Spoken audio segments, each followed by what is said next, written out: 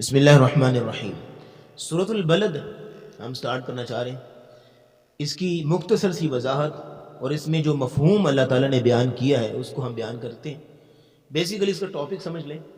اس میں اللہ تعالیٰ نے کانسیپٹ آف لائف بیان کیا، جو زندگی کا ایک تصور ہے، زندگی کی حقیقت آپ کہہ لیں، اس کو اللہ نے بیان کیا۔ کل ہم نے بیان کی تھی سورۃ القیامہ۔ سورۃ القیامہ کے اندر اللہ تعالیٰ نے کانسیپٹ آف ہیومن نیچر جو ہے نا، اس کو انسان کی فطرت کی حقیقت کیا ہے اس کو بیان کیا، وہ ہم نے اس کو سمجھا الحمدللہ۔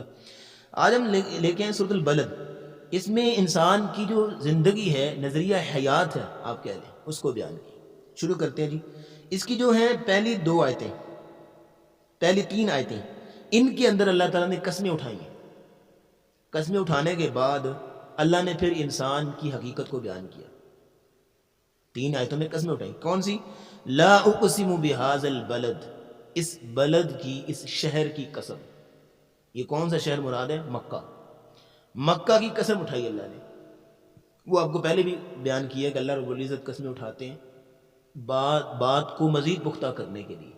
ویسے اللہ نے قسمیں اٹھائیں، اللہ کی ہر بات سچی ہے، ویسے بات کو پختہ کرنے کے لیے اللہ کی مرضی۔ وَأَنْتَ حِلٌّ بِهَذَا الْبَلَدِ، اے نبی مکرم صلی اللہ علیہ وسلم، آپ اس شہر کو حلال کرنے والے ہیں۔ آپ اس شہر کو حلال کرنے والے، کیونکہ مکہ جو ہے وہ حرم ہے، وہاں پہ قتال جہاد نہیں ہو سکتا، آپ کوئی درخت نہیں کاٹ سکتے، آپ کوئی لڑائی جھگڑا نہیں کر سکتے۔ تو نبی اسلام نے منع فرمایا، اللہ نے اس کو حرم قرار دیا گا نا، اس لیے مسجد حرام کہتے ہیں کہ وہاں پہ ایسی چیزیں حرام ہیں۔ تو نبی صلی اللہ علیہ وسلم کے لیے کچھ لمحوں کے لیے یا کچھ دنوں کے لیے آپ کے لیے حرم جو ہے مکہ جو ہے حلال کیا گیا تھا۔ فتح مکہ کے موقع پر کچھ لمحوں کے لیے حلال کیا گیا۔ تو یہ ترجمہ کیا ہے، وَأَنْتَ حِلٌّ بِهَذَا الْبَلَدِ، آپ اس شہر کو حلال کرنے والے۔ اس لیے تو نبی اسلام نے چند لوگوں کے بارے میں کہا تھا، اگر وہ تمہیں کعبہ کے غلاف کے ساتھ ہی چپٹے ہوئے نظر آ جائیں تو ان کو وہاں بھی قتل کر دیں۔ حالانکہ حرم کے اندر قتال حرام ہے، لیکن آپ کے لیے چند لمحوں کے لیے آپ کو حلال کیا گیا تھا۔ تو یہ وہی بات بیان کی جا رہی۔ اچھا جی، دوسری ایک قسم ہے، ووالد وما ولد، قسم ہے والد کی اور اس کے بیٹے کی۔ یہ والد آدم علیہ السلام بھی مراد ہے، اور باقی ساری ان کی اولاد مراد ہو سکتی ہے، یا ہر والد اور اس کی اولاد مراد ہو سکتی ہے۔ قسم ہے والد کی اور قسم ہے اولاد کی۔ یہ اللہ نے ایک قسم اٹھائی، اللہ کا انداز، والد کی قسم اٹھائی۔ اچھا سر، اگلی بات جو ہے وہ ہے کانسیپٹ آف لائف۔ اللہ فرماتے ہیں لقد خلقنا الانسان فی کبد، ہم نے انسان کو، لقد جو ہے، لقد یہ بھی قسم ہوتا ہے، لقد البتہ، تحقیق، نو ڈاؤٹ، ہم نے انسان کو انتہائی مشقت میں پیدا کیا۔ انتہائی، پہلے بھی آپ نے وضاحت سن لی، انسان بھی مصیبتیں، پریشانیاں، دکھ، تکلیف، اور کہ ہر زندگی میں عجیب عجیب اس کی ٹینشنیں، تو مشقتیں۔ ایک تو یہ معنی مراد ہے۔ دوسرا معنی مراد یہ ہے کہ انسان کی اگر کامیابی ہے تو صرف ایک چیز کے اندر ہے، وہ محنت اور مشقت کے اندر۔ جو انسان محنت اور مشقت نہیں کرے گا نا زندگی کے اندر، کسی بھی فیلڈ میں وہ کامیاب نہیں ہو سکتا، چاہے وہ عبادات کی فیلڈ ہو، چاہے وہ دنیاوی معاملات کی فیلڈ ہو، چاہے اس نے کوئی دنیاوی روزگار کا بندوبست کرنا ہے، جب تک وہ محنت اور مشقت نہیں کرے گا نا، وہ کسی صورت بھی کامیاب نہیں ہو سکتا۔ آپ نے عقیق دیکھے؟ عقیق، وہ جو انگوٹھی کے اندر پتھر لگتا ہے، آپ کو پتہ ہے وہ کتنی بار کٹتا ہے، اس کو رگڑتے ہیں، اس کو پھر جا کے وہ انگوٹھی کے اندر سجتا ہے۔ یعنی 100 بار عقیق کٹا تب جا کے نگیں ہوا۔ شعر بھی ہے نا اس طرح، وہ کہتے ہیں نا دیٹس اٹ، وہ کہتے ہیں نامی کوئی بغیر مشقت کی دنیا میں نہیں ہوا، 100 بار عقیق کٹا تب جا کے نگیں ہوا۔ انسان جب تک محنت نہیں کرے گا، مشقت نہیں کرے گا، تب تک کامیابی نہیں ملے گی۔ اس لیے علماء کہا کرتے تھے من طلب العلا سحر اللیالی، جس بندے نے بلندیوں کو چھونا ہونا، راتوں کو جاگنا سیکھ لے، محنت کرنا سیکھ لے، وہ بلندیاں اس کو مل جائیں گی۔ تو یہ لقد خلقنا الانسان فی کبد، کانسیپٹ آف لائف، کہ بندے اگر تو نے محنت کامیابی لینی ہے نا تو محنت کا دامن نہ چھٹی، محنت کا دامن پکڑ لے۔ کسی بھی فیلڈ میں ہو، تو گناہ کی فیلڈ نہ ہو، کسی بھی باقی فیلڈ میں ہو، نیکی کی ہو، اپنی روزگار کی ہو، جہاں بھی محنت ہے۔ اور آپ کے سامنے تاریخ بھری پڑی، مثالیں، زندہ مثالیں آپ کے پاس، جس بندے نے محنت کی دنیا اسے سلام کرتی، جس بندے نے اپنی نفس کو ہی اپنا خدا بنا لیا تو وہ دنیا میں بھی ذلیل، تو آخرت میں بھی اس کا یہ انجام قرآن گر جائے گا۔ لقد خلقنا الانسان فی کبد، اچھا اگلی بات، اَيَحْسَبُ الْإِنسَانُ أَن لَّن يَقْدِرَ عَلَيْهِ أَحَدٌ، انسان سمجھتا ہے کہ اس پر کوئی قابو پائے گا نہیں، انسان سمجھتا ہے کہ اس پہ کوئی کسی کی قدرت نہیں ہے. یعنی کہ انسان دنیا میں زندگی گزار رہا ہے نا، وہ سمجھتا ہے کہ بس میں اپنی لائف ہے جی رہا ہوں میں، لیکن اسے پتہ نہیں اس کے اوپر جو اتنی بڑی طاقت بیٹھی ہے اس کو دیکھ رہی ہے.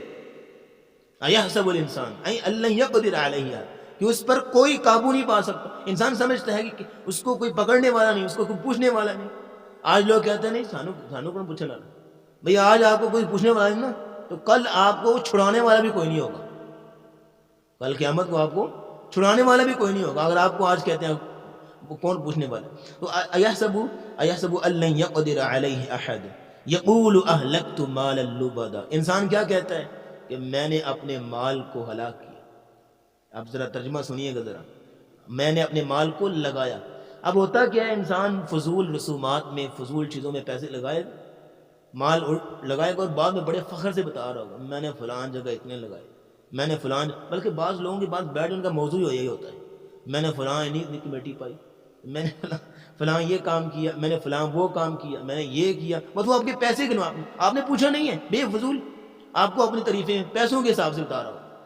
تو یہ ہے حقیقت. یقول اہلکت مالا لبدا، کہے گا میں نے اپنا مال بڑا لٹایا.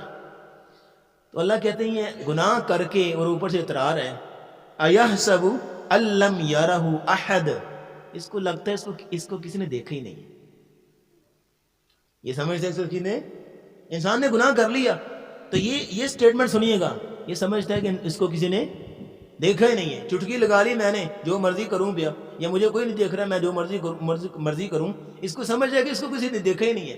سر وہ ہستی جو کہ کالی رات میں کالے پہاڑ پر کالی چونٹی کی کہ آواز کو بھی سنتا ہے اور اس کی چلنے کی انداز کو بھی دیکھ رہا ہوتا ہے، وہ تمہیں نہیں دیکھے گا. ایحسب ان لم یرہ، یہ سمجھتا ہے کہ اس کو کسی نے دیکھا ہی نہیں ہے. الم نجعل لہ عینین، یہ ہے اصل مقصد اب بیان ہو رہا ہے کہ تمہیں کرنا کیا چاہیے. الم نجعل لہ عینین، کیا ہم نے تجھے آنکھیں نہیں دی؟ ہم نے آنکھیں آنکھیں تو ہیں، آنکھیں سے مراد نہیں ہے، یہ بصارت مراد نہیں ہے اللہ کی. اللہ کی مراد یہ ہے کہ اندر جو بصیرت چھپی ہے نا، بصیرت، وہ مراد ہے کہ تم اپنی بصیرت کو اپنے کام میں لاؤ، تم اپنی زندگی کو بے مقصد نہ لگاؤ. الم نجعل لہ عینین، یہ اللہ تعالیٰ ڈیفرینشیٹ کرنا چاہ رہے ہیں انسان کو اور دیگر جانوروں کو. آنکھیں ان کی بھی ہیں جانوروں کی، لیکن ان کے اندر وہ قوت کہ وہ دیکھنے کی بصیرت نہیں ہے جو انسان کے پاس. کہا اللہ کہنا چاہ رہے ہیں کہ اپنے آپ کو کچھ امتیازیت رکھ اپنے اندر جانوروں سے. الم نجعل لہ عینین، اس اپنی آنکھیں دی نا ہم نے، تم ان آنکھوں کو استعمال کرو. ولسانا وشفتین، ہم نے تمہیں زبان دی، وشفتین، اور 2 ہونٹ دیے. یعنی اس زبان کو اللہ کی اطاعت میں استعمال کرو. زبان تو جانوروں کی بھی ہے، لیکن انسان کو جھنجھوڑنا مقصود ہے کہ اپنی زندگی کو صحیح طور پر لگا، اپنی آنکھوں کو، اپنی زبان کو صحیح طور پر لگا. آگے کیا ہے، اللہ کہتے ہیں اب ہم نے تجھے آنکھیں بھی دے دی، مانا کہ بصیرت بھی دے دی، زبان بھی دے دی، ہم نے ہونٹ بھی دے دیے. یہ اشارہ کرنا مقصود ہے کہ ہم نے تجھے جسم دیا ہے. وَهَدَيْنَاهُ النَّجْدَيْنِ، ہم نے تجھے راستہ بھی بتا دیا، دونوں راستے. وَهَدَيْنَاهُ النَّجْدَيْنِ، نجدین دو راستے تمہیں بتائیں. کون سا؟ ایک right way and a wrong way, دونوں بتائیں کہ یہ سیدھا راستہ ہے. انسان کی عقل میں، جبلت میں یہ چیزیں موجود ہیں. اسے سمجھ ہے کہ اگر میں یہاں جاؤں گا نقصان ہوگا، یہاں جاؤں گا تو فائدہ ہوگا، اتنی سمجھ ہوتی ہے اس کو. اللہ کہتے ہیں وَهَدَيْنَاهُ النَّجْدَيْنِ. تو اللہ آگے کہتے ہیں فَلَقْتَحَمَ الْعَقَبَةَ. اللہ، یہ ہے وہ بات جو پہلے کی تھی نا، لقد خلق، جہاں سے بات شروع کی تھی، لقد خلقنا الانسان فی کبد، اب وہیں پہ آ کے دوبارہ وہی شروع ہو گئی. فَلَقْتَحَمَ الْعَقَبَةَ، کیوں نہ یہ دشوار گزار گھاٹی میں گرا. یہ ترجمہ ہے، وضاحت بھی سنیے گا. کیوں نہ یہ دشوار گزار گھاٹی میں گرا، یعنی اس نے مشقت کیوں نہ کی، اس کو محنت کرنی چاہیے، اس نے کیوں نہ کی، محنت کی، مشقت کی، گھاٹی میں کیوں نہ گرا. وہ بیج کیوں نہ بنا، بیج جو زمین کے سینے میں جاتا ہے اور پھر پھول اور پودا بن کے اگتا ہے، یہ ایسا بیج کیوں نہ بنا.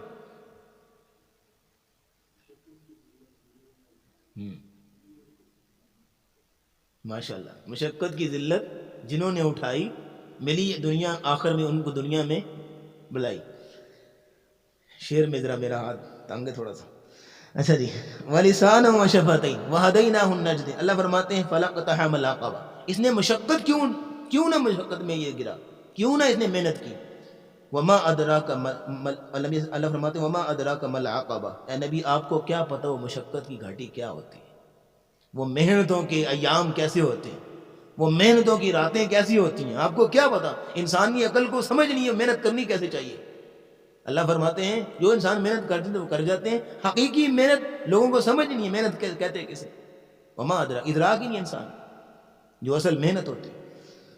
اللہ فرماتے ہیں اب آگے وہ محنت کے 4 اصول بتائے جا رہے ہیں جو کہ عبادات میں ہیں. بس اس کو اشارہ کرتے ہیں، وقت ہو چکا ہے. جو عبادات میں محنت، باقی محنت کے کرائٹیریاز مختلف ہوں گے ہر معاملے میں، لیکن عبادات کے اندر جو محنت کی گھاٹیاں وہ بتائی جا رہی ہیں. فَكُّ رَقَبَةٍ، غلام کو آزاد کرنا، یہ سب سے پہلی ہے اور انتہائی محنت کی گھاٹی ہے. غلام کو آزاد کرنا چھوٹی بات نہیں ہے. غلام کہ آپ ایسے ہی ہے، میں آپ کو آج سفر دیتا ہوں. ایک گاڑی ہے، آپ نے وہ 50 لاکھ کے لیے، تو آپ اس کو ایسے ہی چھوڑ دیں، لے جاؤ جس کو اللہ کی راہ میں. کس کا جگرا اتنا ہے؟ کسی کا جگرا؟ تو یہی ہے محنت کی گھاٹی. عبادات میں بتایا جا رہا ہے. تو یہ عبادات میں بتایا جا رہا ہے کہ کسی نے اگر غلام خریدا ہے، ظاہری بات اس دن میں بڑی قیمتی غلام ہوتے تھے، تو اس کو اللہ کی راہ میں آزاد کر دیں. بڑی محنت کی گھاٹی یہ پہلی. او اطعام فی یوم ذی مسغبہ، کسی مسکین کو آپ کہہ لیں کسی بھوکے کو کھانا کھلانا، یہ بھی ایک محنت کی گھاٹی. یتیما ذا مقربہ، کسی قریبی رشتہ دار ہو، یتیم ہو، اس کو کھانا کھلانا، اس کا نان و نفقہ اٹھانا. اس کو 2 ثواب ملیں گے، ایک تو رشتہ داری کا، دوسرا صدقہ کرنے کا، صلہ رحمی کا بھی ملے گا. یتیما ذا مقربہ او مسکینا ذا متربہ، یا ایسا مسکین ہو جو کہ متربہ یعنی مٹی کو چھو رہا ہو، یعنی خاک سار ہو، آپ کہہ لیں انتہائی پرلے درجے کا مسکین ہو، اس کو قریب کرنا، اس کو نان و نفقہ دلانا، اس کو اس کی کفالت کرنا، یہ ساری محنت کی گھاٹیاں ہیں. اور آگے جو اگلی اصل بات، ثم کان من الذین آمنوا، ایمان بھی لے کے آنا ہے، وتواصوا بالصبر، صبر کی تلقین بھی کرنی ہے ایک دوسرے کو. صبر کا بھی دامن، صبر کے بارے میں آپ بہت سن چکے ہیں. وتواصوا بالمرحمہ، ایک دوسرے پہ رحم بھی کرنا ہے، رحم کا دامن. اب یہ ساری کانسیپٹ آف لائف بیان ہو رہا ہے کہ محنت کی گھاٹیاں کون سی ہیں، پھر ایمان لے کے آنا ہے، صبر کے ساتھ بھی زندگی میں چلنا ہے، اور ایک دوسرے پہ رحم بھی کرنا ہے، ایک دوسرے کے ساتھ مل جل کے بھی رہنا ہے. تو یہاں تو یہ سارا جب کانسیپٹ آف لائف ملے گا، اولئک اصحاب المیمنہ، یہ قیامت کے دن ہوں گے دائیں ہاتھ والے. یہ ہوں گے جنتی لوگ جو اس کانسیپٹ آف لائف کو، یہ محنت کی گھاٹیوں کو جو اپنے اندر اتار لیں گے. لیکن اس کے برعکس والذین کفروا بآیاتنا، جو ہماری آیتوں کا انکار کریں گے. اس سے مراد ہر وہ بندہ ہے جو سستیاں کرے گا، محنت سے دور بھاگے گا، وہ ہر وہ بندہ مراد ہے. ہم اصحاب المشأمہ، وہی بائیں ہاتھ والے ہوں گے. علیہم نار مؤصدہ، ان پر چاروں طرف سے جہنم کی آگ بند کر دی جائے گی.